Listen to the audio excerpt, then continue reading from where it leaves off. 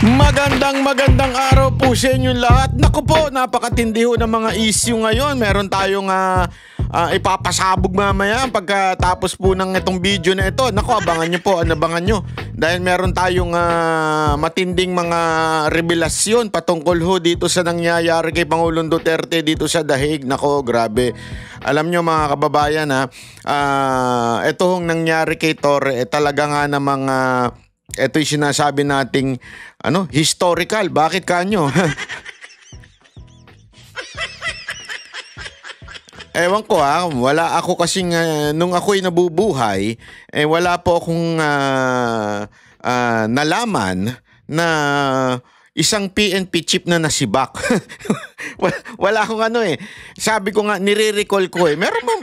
Ewan ko correct me if I'm wrong mga kababayan, pero as far as I remember, wala po akong kilalang PNP chief na sinibak. Yun ang katotohanan.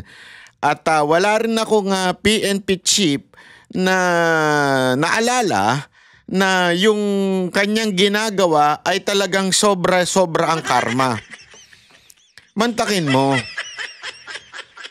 Yung kanyang 5 minutes na response ay naging 5 months resignation. Ay di pala resignation, na fire. Kakaya, grabe. Gago! Muntakin mo.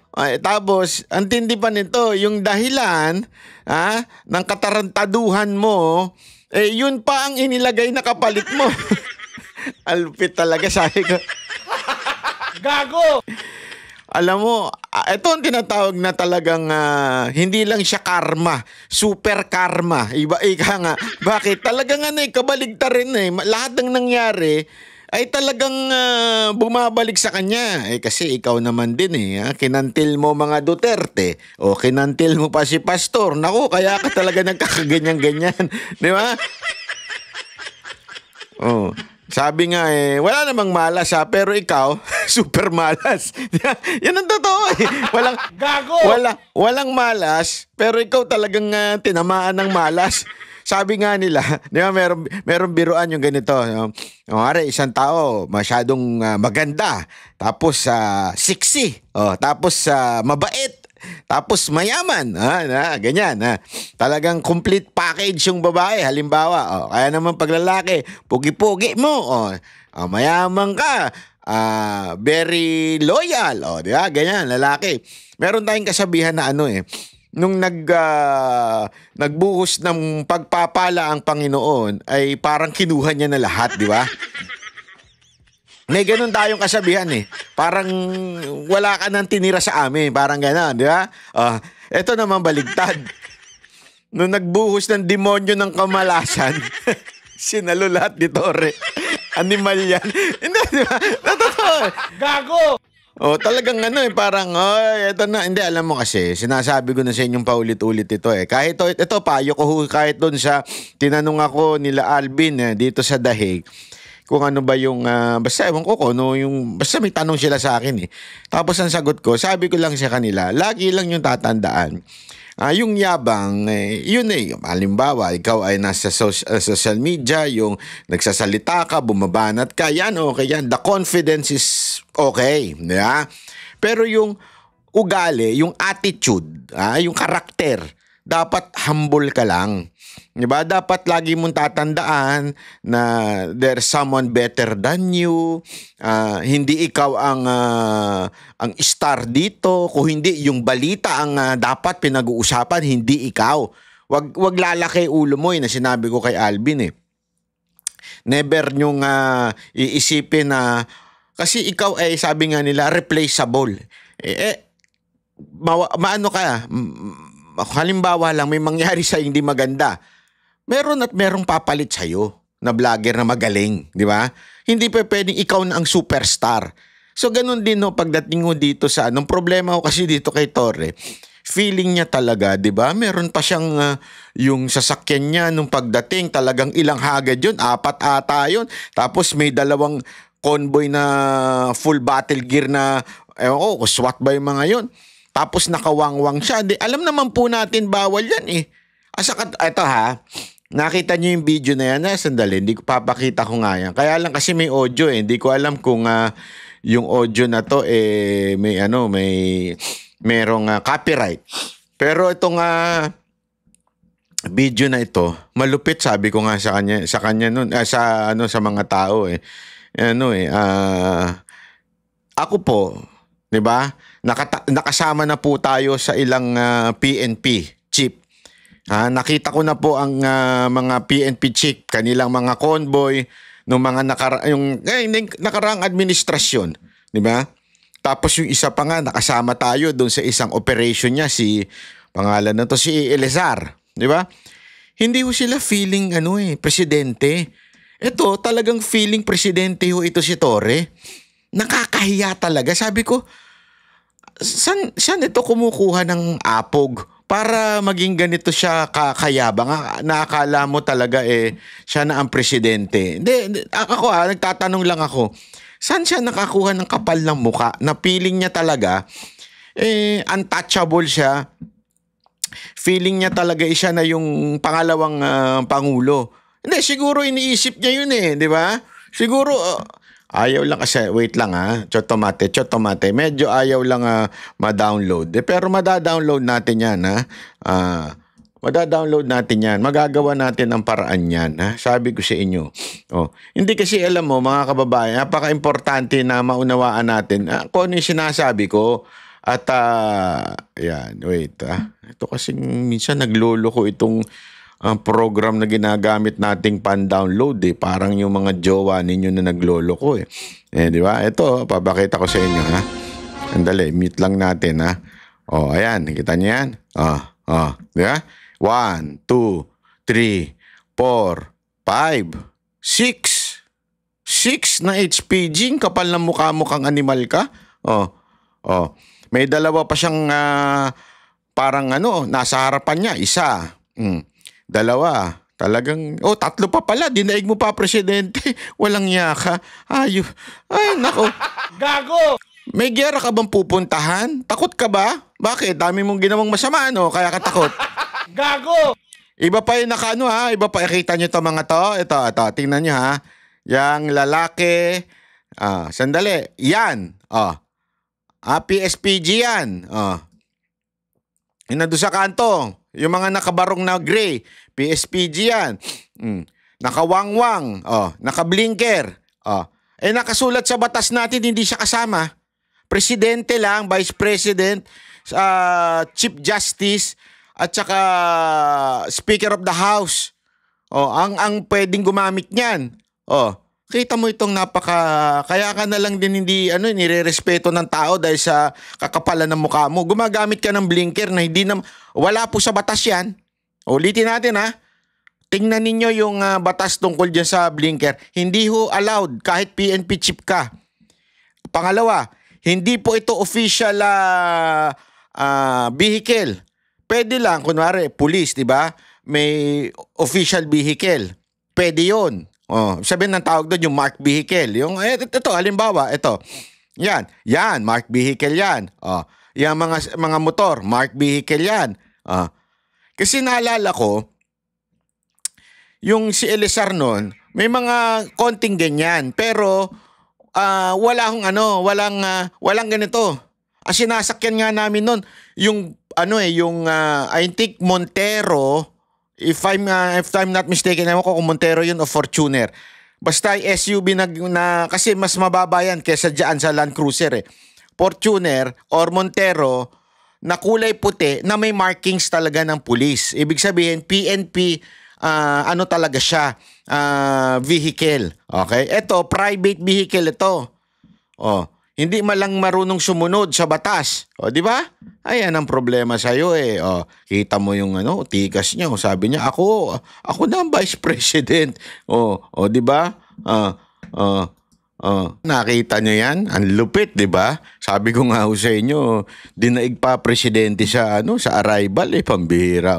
Alam mo, mahirap talaga pag ikaw masyadong mataas ang tingin mo sa sarili mo 'di ba? Panoorin natin itong video na kung paliwanag kung bakit po siya natanggal. Okay? Ito. Magandang gabi po, Luzon, Visayas at Mindanao. Sinibak bilang hepe ng pulisya si Police General Nicolas Torre III matapos lang ang 3 buwang pamumuno sa PNP. Isa sa mga dahilan ayon kay Interior Secretary John Vic Remulla ang girian ni Torre at ng NAPOLCOM ng balasahin ng PNP. Ayun. Itinalaga munang OIC ng PNP si Police Lieutenant General Jose Nartates Jr. habang may iaalok umanong pwesto ang Pangulo kay Torre. At nakatutok si Maki Pulido. Matapos lang ang halos 3 buwang pamumuno bilang hepe ng PNP, sibak sa pwesto si dating PNP Chief Nicolas Torre III. Nilagdaan kahapon ni Pangulong Marcos ang utos na Sandali nga, ulitin nga natin yun. Ang sarap pakinggan nun eh. Sibak. Sibak. Matuloy ulitin natin yun.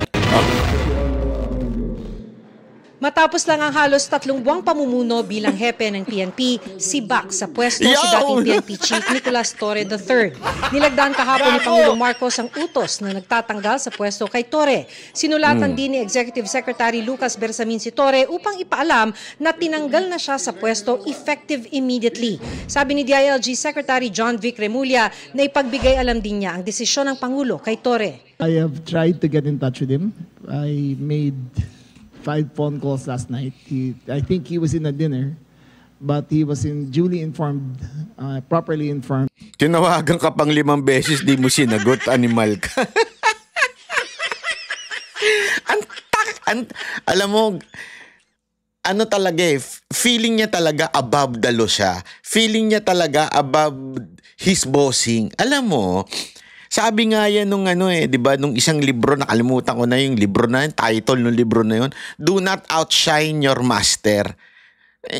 Ayaw mo kasing tumanggap na merong mas mataas sa'yo. Feeling mo talaga ikaw, kasi wag ho natin kakalimutan. Sandali, bakit ba mas mataas si Remulla? Di ba, ito si Remulla, John Vic Remulla ng DILG, bakit po ba mas mataas siya? Alam mo, sa bansang Pilipinas na ayon sa ating konstitusyon, ang sibilyan ay mas mataas kesa sa uniform officers o yung uniform personnel.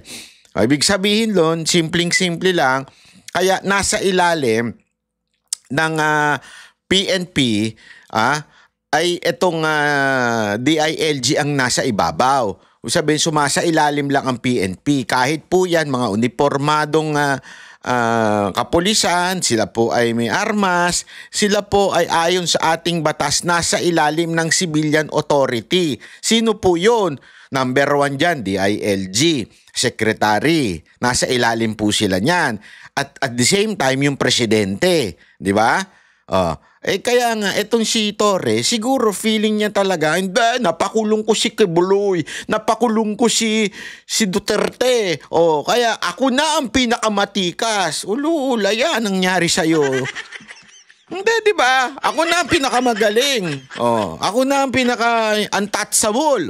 Ayan ang nangyari sa'yo. Of the decision of the president.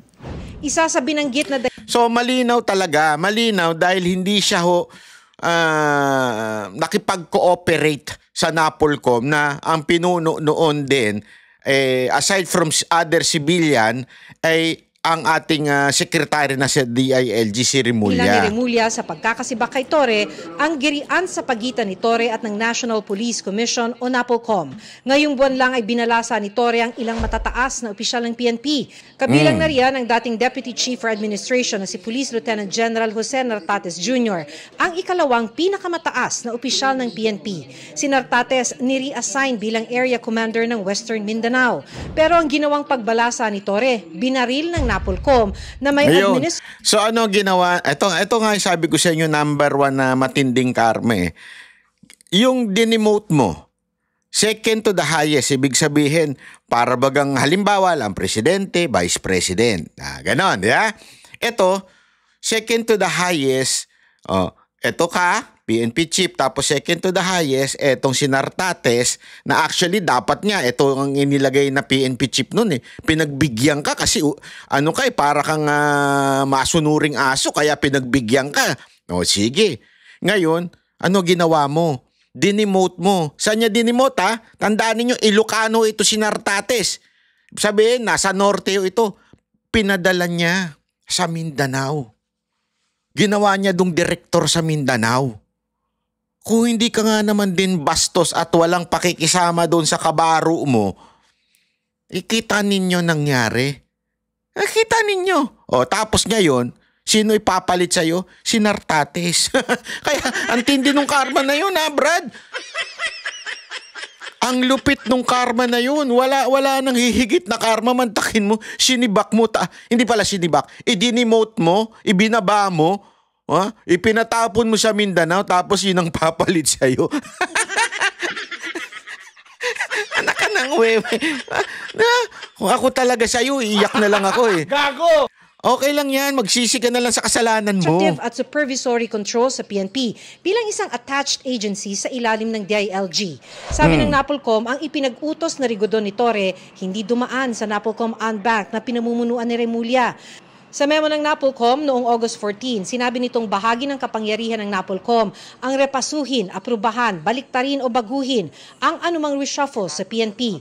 Pero hindi sumunod si Torre sa gusto ng NAPOLCOM. With the recent Yon. developments, the President was presented with the facts and he determined that the best course of action is to uphold the role of NAPOLCOM as it was intended by law. Yon. As part of this resolution, the President decided to relieve Police General Torre. Yon. This was not an easy choice. Sinabi noon ng NAPOLCOM sa memo na haharap sa administrative sanction ang hindi pagsunod sa kanilang utos. Pero paglilinaw ni Remulla, walang ihahaing kaso laban kay Torre, administrative bakit? man o kriminal. Oh, buti mabait pa sa'yo eh. Napahiya ka lang. Pero dapat kasuhan ka. Hindi, yun ang sinasabi kasi nga, again, it's in the law. Sumunod ka. Yan ang sabi ng batas eh. Sumunod ka. Hindi siya sumunod and according to the law, dapat kang kasuhan ng administrative case.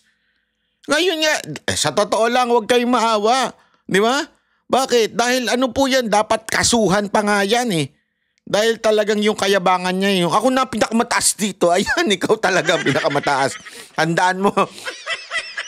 Eto mga kababayan, sa buhay, pag mataas ang lipad, pag lumagapak, masakit. Oh, saan ka nakakita na umakyat ng 10th floor, pag bagsak, hindi masakit. Di ba? Pataas ng pataas yan, mas matindi yan. Bakit kanyo? Halimbawa, tumalong ka sa first floor, di ba? Pug. Diba? Second floor, pug. Third floor, pug. O, tumalong ka na sa 10th floor na. Tagal mo nagsisisi sa buhay, no? Ang tagal mo nakakaaning, no? Tsaka ka bumagsak, diba? Ang birang buhay. Paano kung nanggaling ka pa sa 30th floor? Na Duterte ka. Niyari ka na nga Duterte. Akala mo, ha? Kung ganun na yung mukha mo. Ano nangyari? Lagapak. Wapak ka talaga. Kaya nga sabi ko sa'yo, ang paglipad, hinay-hinay lang. Huwag kang masyadong lumipad. He did not violate any laws. He has not been charged with any violations. He has not been charged criminally nor admissively. It is simply a choice of the President to take a new direction for the PNP. Kasunod ng pagkakasabak Wala kay pala Torre, itinalagang OIC ng PNP si Nartates. Bago magtanghali kanina, nag-assume na ng kanyang bagong posisyon si Nartates. Miyembro ng PMA Club. Congratulations, Nartates. Panakpakan natin si Nartates. Hindi kasi alam mo, grabing ano yan. Ako kasi may nabalita ko na dapat talaga siya na ang magiging PNP chief. Totoo, yan ang narinig ko noon ha. Ewan ko kung ano nangyari. Ang balita ko talaga siya na magiging PNP chief. Tapos, abay, tila merong nagbida-bida. At alam mo na, sumipsip, yung mga utos, merong sinunod kuno na utos. At ngayon, siya ang naging PNP chief. Di ba? So, kung ako si Nartates, sinun pa lang, sip-sip naman kasi yung ayop lang po. in ship, kaya yan napuwento siya. Wala namang ganun. Kung ako lang kunwari lang ako si Nartates. Halimbawa lang. Tapos biglang nadinig nung demonyo yung bulong ni ewan ko kung sinong demonyo yung nakarinig nun. Tapos binulong naman nung demonyo kay Torre. Sabi niya, alam mo ba, etong si Nartates ko na sinasabi sa'yo. Naku po, grabe yan. Alam mo, sabi sa'yo, bakit mo ganon? Ayun, mga demonyo, ganyan pag nagsalita Sabi siguro ni Torre, ganon, ako na pinakamataas dito. Ako pinakamataas dito. Ako na. Dahil dyan, doon ka sa Mindanao. Sabi siguro ni Torre. Sabi naman ni Nartates, may demonyo nakarinig ni Nartates yan, may demonyo nakarinig Bakit kaya niya narinig yung sinabi ko? Binubulong ko lang naman sa utak ko yun. Ba't niya narinig yun? Yari ako, napunta tuloy ako sa Mindanao. Hayop yan. Ayun. Hanggang cola friend ako. Di, walang cola friend. Tapos hanggang sa, ayun na nga, biglang, pagising niya, PNP chip na ako. Ayos, palakpakan. Congratulations, PNP Chief Nartates. Ang sarap pakinggan, no? PNP Chief Nartates. Si Torre. Fired PNP Chief. Dapat sa'yo, magbumbero ka na lang. Kasi fired ka na Fired PNP Chief. O, di ba? Bumbero na lang ang puntahan mo. O, para mas maano. As of 1992, si Nartates na humawak na ng ilang matataas na pwesto sa PNP tulad ng Provincial Director ng Ilocos Norte at Direktor ng PNP National Capital Region Police Office. Hindi sinipot ni Torre ang seremonya. Naku po. To the outgoing and the first... Grabe, no? Grabe. Hindi sinipot. Pikon. Wala ka pala Boxing ka pa. Di ba? Boxing pa more. Hindi sabi mo, hindi sinipot, di ba yung boxing?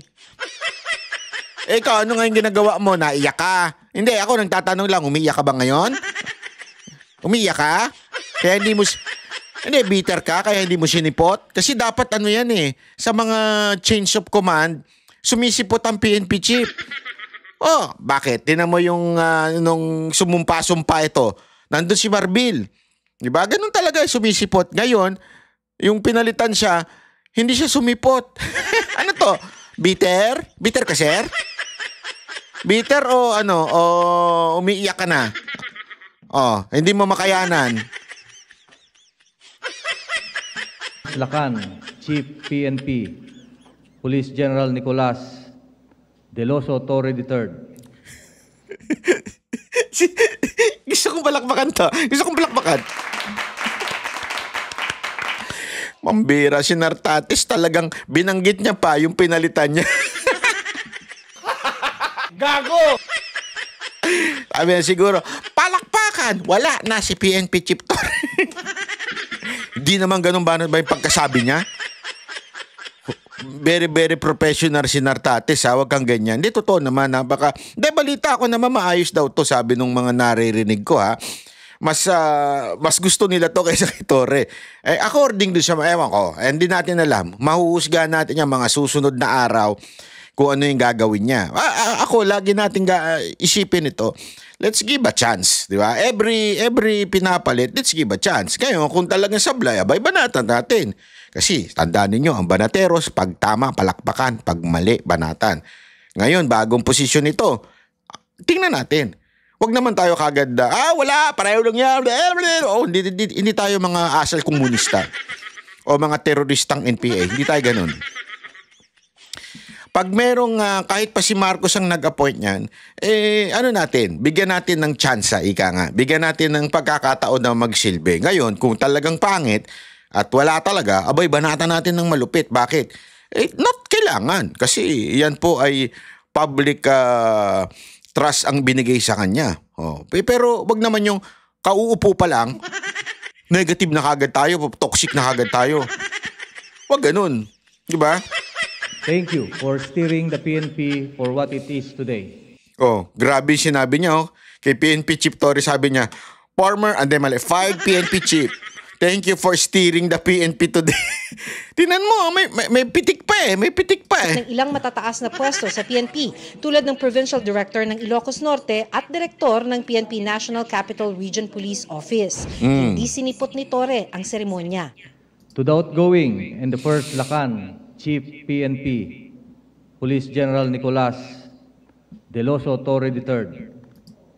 Thank you for steering the PNP for what it is today. Si Torre naman ay miyembro ng Philippine National Police Academy tagapaglunsad class of 1993 at ang kauna-unahang graduate ng PNP na namuno sa pambansang pulisya. Iisa lang ang maaring humawak ng 4-star rank sa PNP, kaya't hanggat hindi nagre-retiro si Torre, 3-star pa rin ang rango ni Nartates at officer in charge ang designation niya. Sa March 11, 2027 pa dapat ang retirement ni Torre. Pag-uusapan daw ito sa susunod na... Alam mo, Torre, ang kapal ng mukha mo kung hindi ka pa mag-retire. Sinibak ka na sa posisyon mo eh. Linawin natin to ha. He was fired from his position. Okay? Fired from his position as PNP chief. But still, he is a PNP official. Parang ang dating niyan, parang floating ka na lang eh. Parang ganun eh. Di ba? Talagang demotion yan. Pero, medyo, kung makapal ang mukha mo, mag-i-stay ka pa. Kasi siniba ka na eh. Kung wala kang delikadesa, mag-i-stay ka pa. As in, magiging ano ka pa, parang kapit-tuko ka pa. Pero kung meron ka namang delikadesa, aalis ka na sa posisyon. Yun ang totoo. Hindi ako nagbibiro ha. Dapat ganun. Kasi nga pambihirang buhay ito. Kahihiyang ka na, mantakin mo. Anong paglabas mo, anong tawag sa'yo? Chip. Hindi na. Hindi, pwede rin naman chip. As in CHAP. Di ba? O kaya, fired na lang.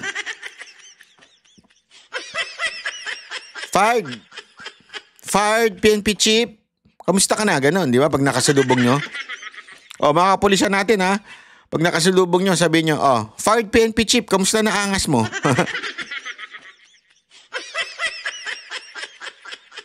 Tanongin nyo. In the PNP, of course, if you're not yet retired at the mandatory age of retirement, that is 56, nobody can force a PNP to retire, no? Kasi karapatan niya yun, no? Okay, and so dito, of course, may order na relief and I have my designation orders, I follow. Hindi pa malinaw kung saan ililipat si Torre. Nang tanungin ukol dito si Nartates, sabi niya, nandyan sa office of the Chief PNP or nasa PIHAW. Pero sabi ni Remulla, may iaalok na pwesto ang Pangulo kay Torre. He is being considered for another position because the President still believes in his capacity. Para sa GMA Integrated News. Pang ano na lang yan eh, no? Pang lubag-loob na lang yan eh. Panlubag, ano matawag doon? Tama ba? Panlubag-loob lang yung ganyan. Pero nga nakakaya na yan. Tinanggalan ka na ng estrella niyan eh. Para ka bagang tinanggalan na ng ewan ko, tapos nandiyan ka pa rin. Ang kapal na mukha mo. Pagka, alam mo yun, pag lalabas-labas ka pang naka-uniforme. Kakaya na yan eh. Hindi ko nga ako sa'yo, Torre. Ano ka na? Magsabi ka na ng totoo. Yan. Ayan. Maganda yung ano eh. May mga ano dyan eh. May mga nag-comment na bakit daw ganoon ang reaction ni Bato na nakaawa siya. Alam mo, si Bato, dating PNP chief yan eh. Marunong yan. May alam yan. Sigurado ako, meron siyang alam tungkol kay Torre. At kinukuha niya yung loob ni Torre para bagang sabihin na, huy, nilaglag ka oh. Dapat, ilaglag mo na rin yun, nalaglag sa'yo. Sino ba mga nag-utos sa'yo nun? Oh, di ba? Hindi, yan ang totoo eh. Because may mga ano yan eh, may mga kwento behind that. And ako, alam mo, Torre, baka mabigyan ka pa ng tsansa ng taong bayan. Oh. Kung gagalaw ka at ilalaglag mo yung mga nag-utos sa'yo ng hindi tama. I mean, alam naman natin eh. Di ba? Kung may nag-utos sa'yo ng hindi tama, aba, it's about time na you tell the truth. Di ba? Kesa sa tatay-tahimik ka dyan, pagkatapos kang manilbihan, pagkatapos kang parang sunod-sunuran sa presidente. Again hindi ko sinabi magrebelde ka ha, hindi yun ang sinasabi ko. Magsabi ka lang ng totoo. What really happened nung mga nakaraang Kasi ang daming kwento niyan Maraming kwento yan. Panoorin natin to. I have to be clear about it. Galit ako sa kanya, sa ginawa niya kay Pastor Apollo Kibuloy at kay President Duterte. Pero ngayon naawa ako sa kanya dahil after nung ginawa niya lahat-lahat, binigyan siya ng posisyon, tapos sinibak lang rin siya. Walang forever sa serbisyo at maaaring ma-relieve o mapalitan sa pwesto ang sinuman sa Philippine National Police. Ito ang binigyan din ni Senador Ronald Bato de la Rosa bilang dating hepe ng PNP matapos bigla ang alisin si Police General Nicolas Torre III bilang Chief PNP. Bagaman may haka-haka ito kung bakit natanggal si General Torre sa liderato ng pambansang pulisya, ipinauubayan niya sa Malacanang ang pagpapaliwanag. I don't know. If he did it now without the clearance of Malacanang, then maybe meron siyang nasagasaan. Because as I have said during my time, nagkiklear ako sa Malacanang na probinsan, mabilisan ng kailangan aksyonan kaagad. Nag-i-issue ako ng orders din later on, I just inform Malacanang. Maaari din naman anyang voluntaryong magbitiw si Torre upang ipaubaya ang 4-star rank sa papalit sa kanya. In this case, grabe nga pag hindi niya ginawain, kapal na ng mukha niya. Ang kapal na ng mukha niya. It's very unique because he still has more than 1 year to go before his mandatory retirement age of 56. So nasa kanya yan if he doesn't give up his rank, his 4-star rank, ay pwedeng ang Chief PNP or yung magiging acting Chief PNP will be holding a 3-star rank only. Kaugnay naman ang pagpapanatili ng moral ng mga pulis, sinabi ni Senador Bato na sanay na ang PNP sa pagpapalit ng kanilang liderato. Kumpiyansa rin ang mambabata sa bagong PNP chief na si Police Lieutenant General Jose Melencio Nartates Jr. Para naman kay Senador Panfilo Ping Lacson na dati ring nagsilbi bilang PNP chief, lumagpas sa kanyang hawak na otoridad si General Torre. Ito ay matapos anyang mag-isang palitan ni Torre ang kanyang second in command sa PNP na si Nartates. Paliwanag ni Senator Lacson, may normal na proseso ang pagtatalaga at pagpapalit sa pwesto ng mga miyembro ng PNP Command Group. Aniya, dapat dumaan ito sa Pangulo ng Bansa o sa ex-officio chairman ng National Police Commission o NAPOLCOM at ang Secretary of the Interior and Local Government. Gayunman, binigyan din ni Senador Ping na ang pag-aalis sa pwesto kay General Torre ay sole prerogative ng Pangulo ng Bansa. Habang ang mahalaga ngayon ay maisaayos ang pagpapalit ng command at otoridad upang hindi mahadlangan ang pangkalahatang misyon ng PNP. Partikular na dito ang pagpapanatili ng peace and order para sa taong bayan. Itinanggi naman ni Senador Amy Marcos na may kinalaman siya sa pagkakatanggal ni General Torre sa liderato ng pambansang pulisya.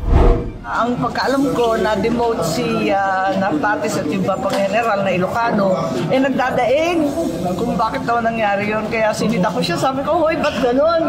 Nako, may balik yan, magdahan-dahan ka. Hindi ko naman alam, magiging bilang anghel ako. Grabe, no? Yung tingin nila sa pagiging PNP chief dahil Ilocano lang, kaya dapat Ilocano rin ang ilagay. Hindi ko kursunada yung mga ganong klaseng litanya. At nagpapaumanhin ako, wala akong alam. Ang alam ko lang, ang balita ko, doon sa mga appointment ng mga RD at iba pa, talagang hindi sila nakipagkonsulta kay Secretary John Vic. Hindi naman tama yun. Siyempre, may boss tayong lahat. Yung boss na si John Vic. Bukod dito, ibinahagi ng presidential sister ang naririnig niyang ulat na pamumulitika sa PNP. Masyadong maingay at maugong na nagmamalaki ng ibang classmate na nakatakbong presidente o vice-presidente sa 2028. At nakita na nakapastel yung kanilang mukha at sabi pa nga ng iba, hindi lang pala politiko ang EPA. Kaya... Oo, meron siya lumalabas na sticker na tatakbong vice president. Oo. Merong, ewan ko kung sino yun. Yun ba, gawa lang ng supporter niya? Kasi may nakita ko isa bang vlogger eh.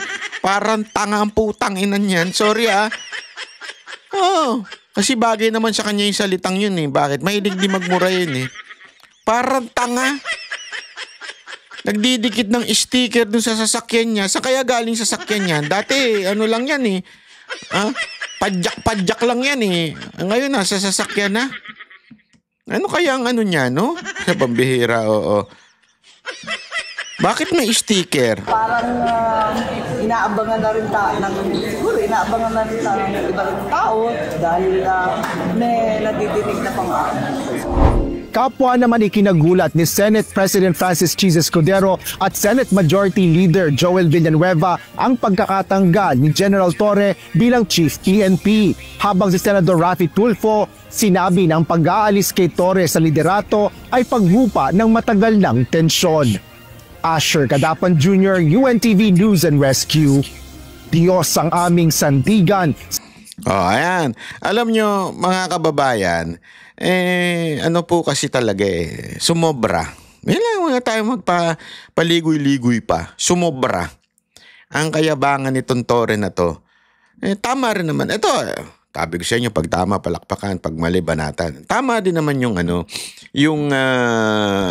desisyon ni Marcos na sibakin ito. Although, may narinig ako, according to UC Claire Castro, may posisyon daw, mahalagang posisyon na ibibigay.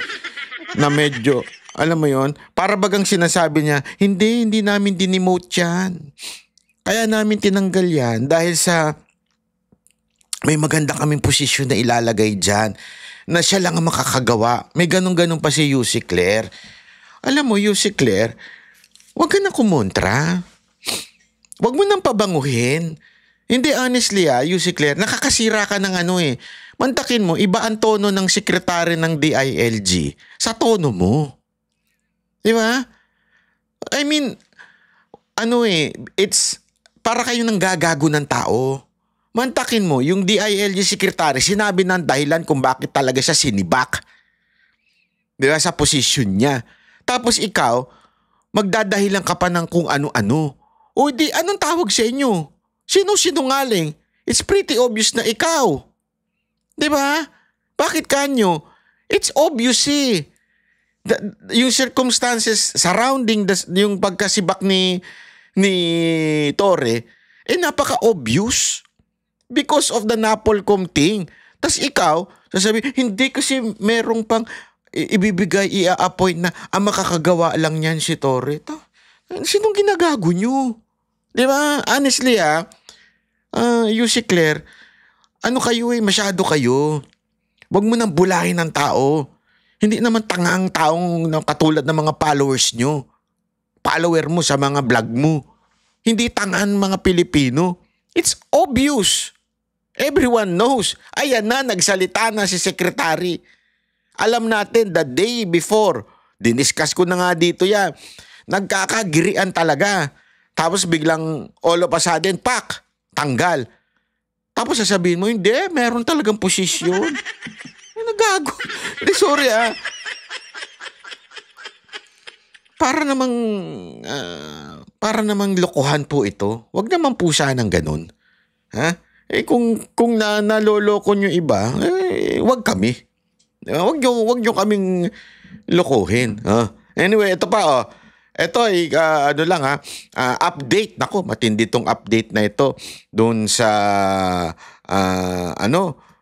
dito doon sa kasi medyo malayo-layo sa akin yung Dahig mga isang oras, wala naman isang oras ganun, 45 minutes mula dito sa akin sa Amsterdam. Alam mo, may malupit na na sinabi si Kaufman. Ito, pakinggan ninyo ito pero mamaya ipapakita ko sa inyo yung buong video. Bakit? Ako po kasi nagtanong nun. May konteksto yung tanong. Ha?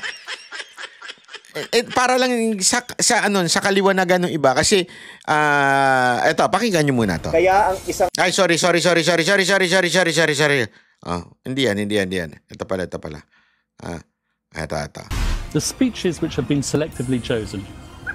People can choose speeches which suit their purposes. Sadyang pinili ang mga pahayag ni dating Pangulong Rodrigo Duterte para palabasin na may pulisiya ng extrajudicial killing ang dating administrasyon. Ayon kay Attorney Nicholas Kaufman, ito ang hindi naintindihan sa paraan ng pagsasalita ng dating Pangulo. Dagdag pa nito, ang mga sinabi ng dating presidente ay hindi patunay o batayan na may pulisiya ng extrajudicial killing na ipinatupad ang nakaraang administrasyon. Anya, likas na sa dating chief executive na gumagamit ng mga makukulay na mga pananalita. But the former president made plenty of speeches which don't necessarily support a policy of extrajudicial killing. Parang sinasabi niya, colorful daw kasi si PRRD. But it doesn't mean, ito yung policy niya. Okay, mamaya, basabihin ko sa inyo kung ano yung buong konteksto nitong tanungan na to. He was a person who wasn't shy of using, can we put it, colorful language. But he's probably one of the most popular politicians the Philippines has ever had. And there's a reason for that. Sa mga nakaraang talumpati ng dating Pangulo ay derechahan niyang sinabi na mamamatay ang mga drug addict kapag sinira nila ang kinabukasan lalo na ng mga kabataan. Pati mga opisyal ng pamahalaan ay hindi rin nakaligtas. Nang tanungin sa Attorney Kaufman kung talaga bang sinadya ng media na gumawa ng mga peking balita o impormasyon upang lalong madiin ang dating Pangulo, sagot nito, I think we'll save those comments for court. Okay? All right. Samantala, ayon naman sa Human Rights tungkol sa kung yung media ba ang dahilan ng fake news. Gago rin yung nagtanong niya, animal. Lawyer na sa Attorney Cristina Conti, hindi guni-guni o gawa-gawa ang mga sinabi ng dating presidente. Kaya ito anya ang naging batayan o ebidensya ng prosekusyon ng ICC hinggil sa kinakaharap nitong kaso. Dagdag pa ni Attorney Conti na huwag sanang madadala o mahuhulog ang publiko sa anyay disinformation o historical revisionism patungkol sa war on drugs. Dan Tiamento, UNTV, News and Rescue. Diyos ang aming... Okay. Papakita ko sa inyo yung tanong kung bakit napunta tayo sa ganyang tanungan.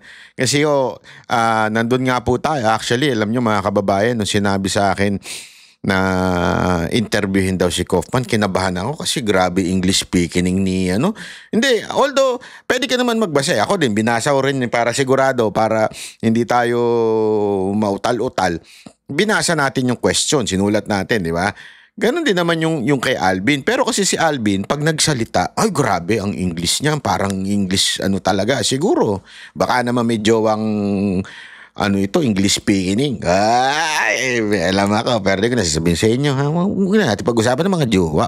Kasi delikado, pag-usapan ng mga jowa. Pero magaling mag-English si Alvin. Ako po, sabi ko, pambira to, absent ako. Nung inaral ko, kahit AB English ang course ko, absent ako all the time. Hindi ko alam yung mga English spokening na yan, lalo na ito si Kaufman. Pag nag-English pa naman ito, parang nilalamon yung sinasabi. Kumakanong ganun. Hindi ko alam kung taga saang planeta ito, pero grabe English niyan di ba? Pero sinubukan natin ang Englishan niya. Ito panoorin ninyo. Exclusive lang ito sa channel natin. Do you believe Duterte was right to withdraw the Philippines? Oh shit. Ang galing mag-English, animal. Ulul! English ka ba dyan? Once again, I'm not going to comment on controversial issues. You're the guy who asked the difficult questions. Sorry. Ganun talaga ako si Banatbay. Hindi mo ako kilala. Sabi niya kasi, you're the only one to ask me a difficult question. Of course! Do you believe Duterte was right to withdraw the Philippines from the ICC? Once again, I'm not going to comment on controversial issues. You're the guy who asked the difficult questions. Sorry. You have to understand. Natawa tuloy si Kaufman sa tanong ko. Sorry naman. Kasi naman Hindi kasi alam mo, ang kontekst ito, ang haba ng tanong ni Alvin, ang formal. Sabi ko, ito si Alvin masyadong formal magtanong. Yung mga tanong niya talagang tanungan ng mga matatalino. Hindi, I appreciate. Magaling si Alvin magtanong. Pero minsan kasi gusto nating malaman yung direct na question Ano ba? Sabi ko dito, sa tingin mo, tamang umalis ang si Duterte sa ICC? Sagot niya, gago ka Hindi ako pwede sumagot dyan. Everything I say is being scrutinized. It's not really a question which I need to answer. The simple fact of the matter is he's here now and we have to deal with that. Last question, not about the case, okay? May pa last question ka pang animal ka. Last question, it's not about the case. Ito. Pilingero itong kusino man ito nagtatanong na to, pilingero itong animal na to. Since you have been with the PRRD for a long time, what do you think is the most misunderstood part of PRRD's leadership? The speeches which have been selectively chosen. People can choose speeches which suit their purposes, but the former president made plenty of speeches which don't necessarily support a policy of extrajudicial killing. Yan. So sabi ko sa kanya, since nakasama mo na si PRRD for a long time, since lagi siyang kausap, kasi ganun lagi, yung itong mga Duterte, mga anak, salit-salitan sila. Pero siya talaga yung laging nandoon para kausapin si PRRD. Kaya ang tanong ko sa kanya, sa pagkakilala mo kay PRRD, ano sa tingin mo ang talagang anong klaseng leader si PRRD? Kasi the question is really, do you believe that he is a killer? Yung bang of course, I will not ask na. Siyempre, sabihin niya, hindi, of course. Di ba? Hindi naman niya pwedeng sagutin na, oo naman, killer yan. Natalo yung kaso niya. Hindi ganun eh. Kaya kailangan, tanungin mo, what do you think? Anong karakter sa tingin mo pagkakilala mo kay PRRD? Di ba? Yan ang ano. Ang sabi niya, colorful daw si PRRD in terms of words. Mabulaklak, marami sinasabi, pero hindi ibig sabihin yun ang kanyang policy. Okay? Malinaw yun. Ano pinagkaiba nun? Iba yung expression mo bilang mamamayang Pilipino, like putang ina, na napapamura siya, gago ka, ganito yung mga kriminal. Pero yung kanyang polisiya, yung kanyang gagawin, ay hindi naman tungkol dun sa kanyang colorful words. Yun ang sinasabi ni Kaufman. And ibig sabihin nun, it doesn't translate into extrajudicial killing. Ayun ang paliwanag ni Kaufman. Speeches which don't necessarily support a policy of extrajudicial killing. They don't. Thank you. He was a person who wasn't shy of using, can we put it, colourful language.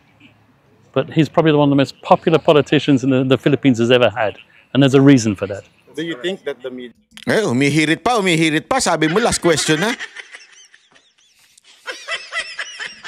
Siyempre, hindi ko idiin ng mga media kasi ang mga media talaga. Hindi, kasi siyempre, di ba, totoo naman eh. Ang nangyari, sinasabi, colorful si PRRD sa pagsasalita, but it doesn't mean it's a policy. Now, if that is the case, yung sinasabi ngayon ni Kaufman, if that is the case, ibig bang sabihin na literal na gumagawa ng fake news ang mainstream media tungkol sa kanya at inilalagay yung colorful words niya into a policy? Kaya ngayon, napapahamak siya. Kasalanan ba din? May contribution ba ang media dito? That's my question. No shit, hayop. Intentionally doing fake news so that PRRD would be crucified. I think... Naku po, anong crucify? Englishan mo ba? Not by? Sabi ko sa inyo eh. We'll save those comments for court. Okay? All right, thank you. Thank you so much, Attorney Kaufman. All right. We'll save that in the court. Ibig sabihin, pwede niyang maging argument yan. At least napalabas natin yung isa sa mga argumento niya. Kasi tama yun eh, sinabi niya. Magiging argument niya na binaluktot lang ng mainstream media yung sinasabi niya. Di ba? Yung halimbawa, papatayin ko kayo. Anong sinabi ng ng media? Mamamatay tao si Duterte. Papapatay daw niya mga adik. Di ba? Kasi sinasabi ni Pangulong Duterte yan eh. Subukan ninyong I will kill you.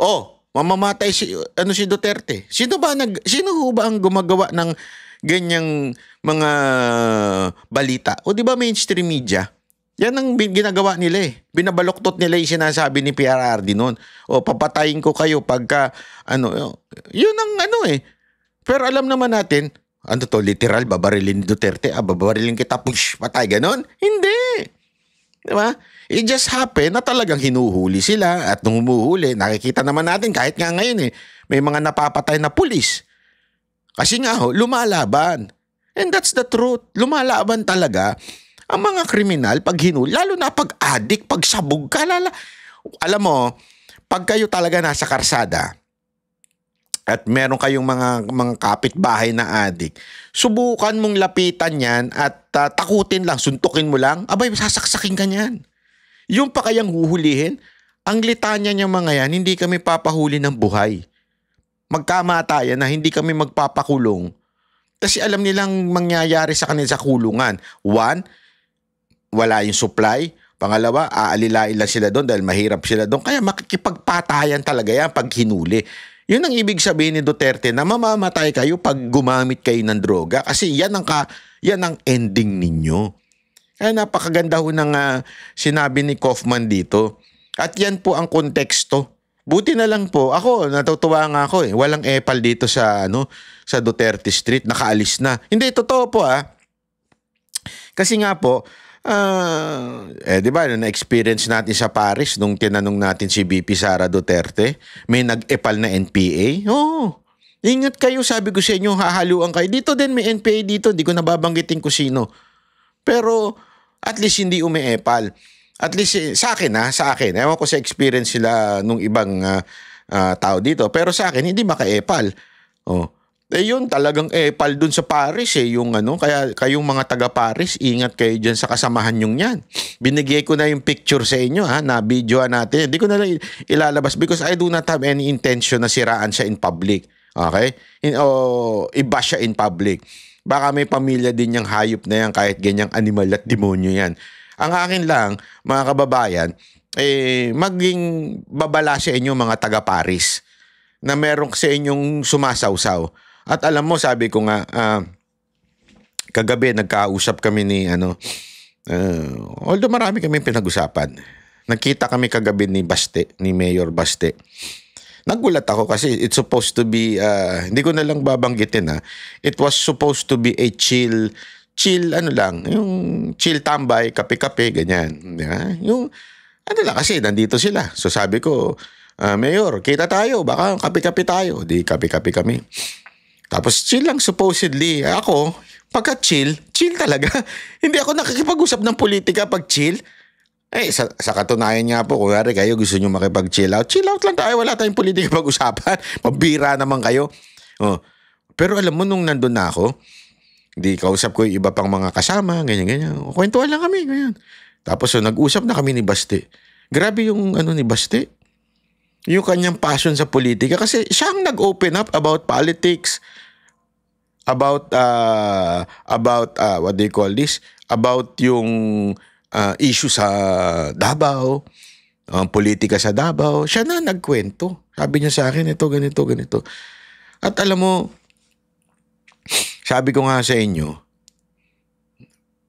isang bagay na ako kasi sinabi ko sa kanya ito. At siya din naniniwala naman din.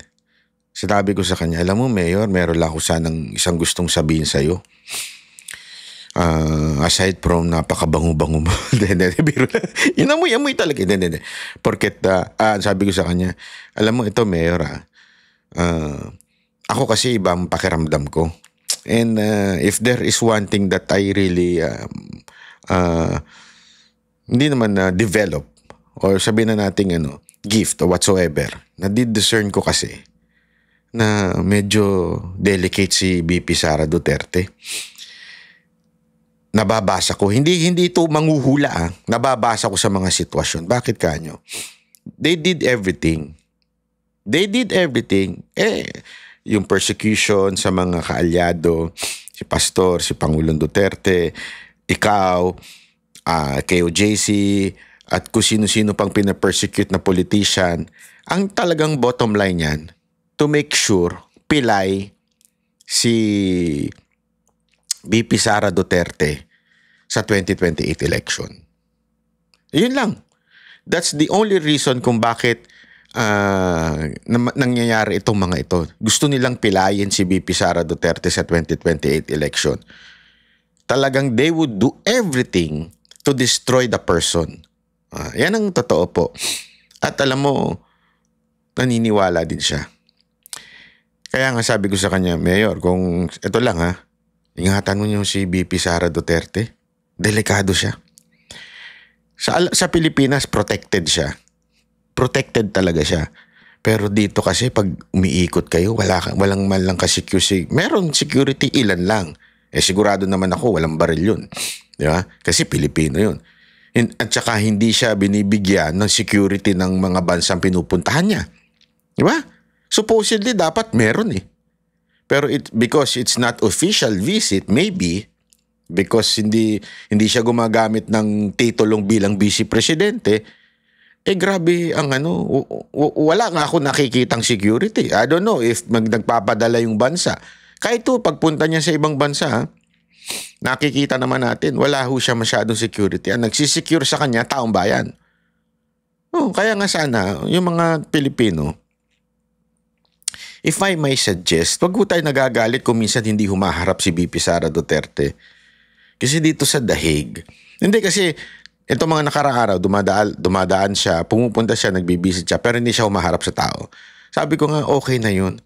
If you really love Duterte, maging masaya na tayo na nakita na lang natin muna siya at hindi siya makalapit kasi we do not know. Tandaan ninyo, dito sa Europa, napakaraming NPA.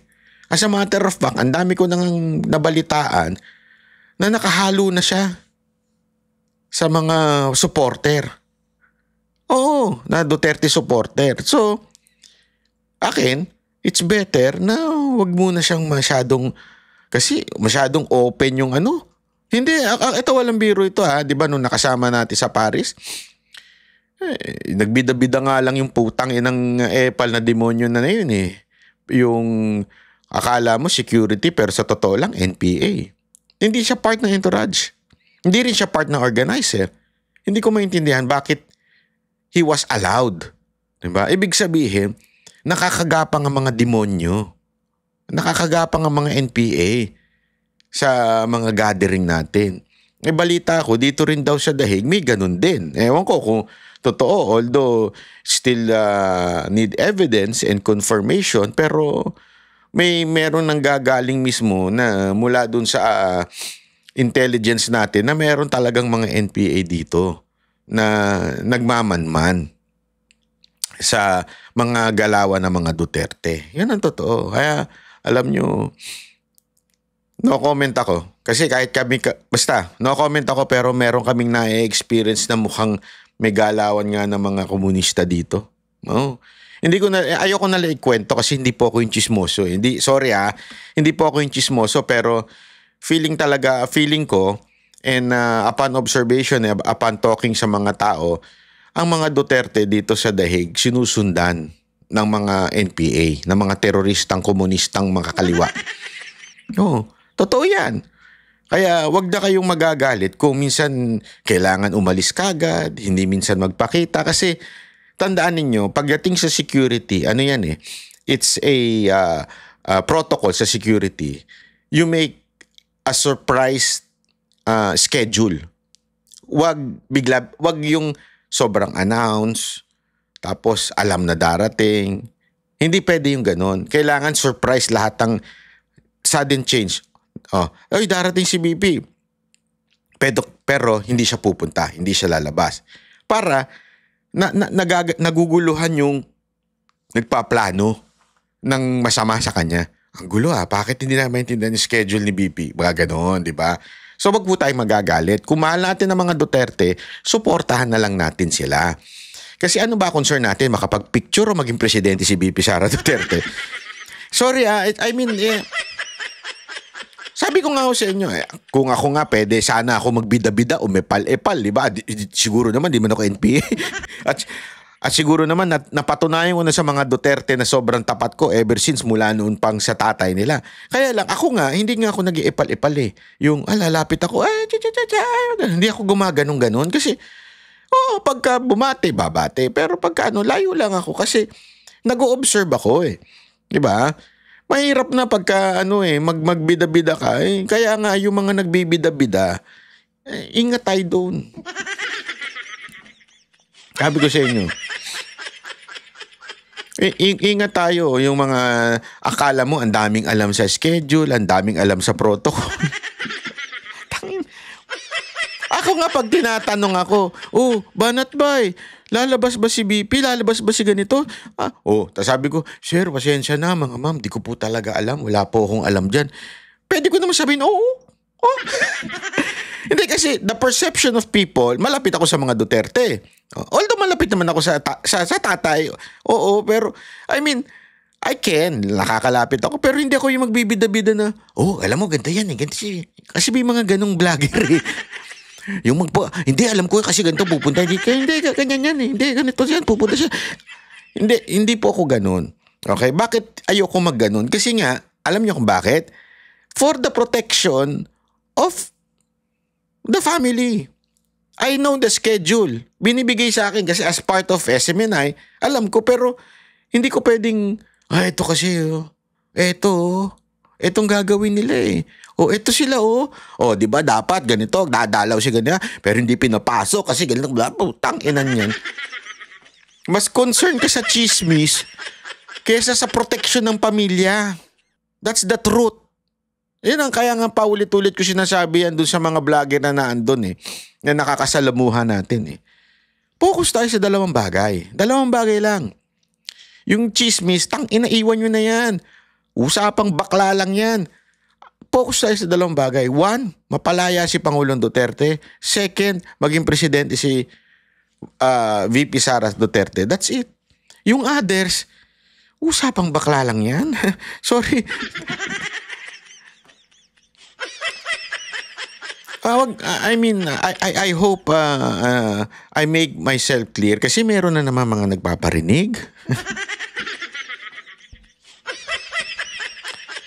Sabi ko nga, ano to? Grabe yung inggit. Sagad sa buto. Pero ako, hindi na lang. Sabi ko nga, bakit ko pa i-dignify o i-acknowledge yung kanyang parinig? Sabi ko, bahala siya, kaligayahan niya yan. I will not give her a content. Basta tayo, we are here. Honestly, ito we are here. Ako, tinext ko nga si Kong Pulong. Sabi ko, sir, pa-inform nyo naman si tatay na nandito po ako. I'm here to support you and the family. Susuportahan ko kayo. Nandito lang po kami. Representing the Banateros, we are here to support the family. That's it. Yun lang. Yeah? I mean, ano ba ang purpose natin? Sana ganun ang purpose natin sa pagpunta natin. Hindi mag-create ng chismis. Hindi mag-create ng awayan. Hindi mag-create ng kung ano-ano. Sana sana po ay ganun tayo pag pumunta ng dahig. Yun lang. Di ba? Kaya nga, ginagawang-gawa, biro na lang namin yung humba-humba na, hayop na humba na yan. Sana matikman ko yan. Di ba? Anyway, yun lang po. Maraming salamat po. Kita-kita po ulit tayo sa susunod pa nating video. Yan ang Banateros, boses ng ordinaryong Pilipino. Banateros ay walang makakaawan.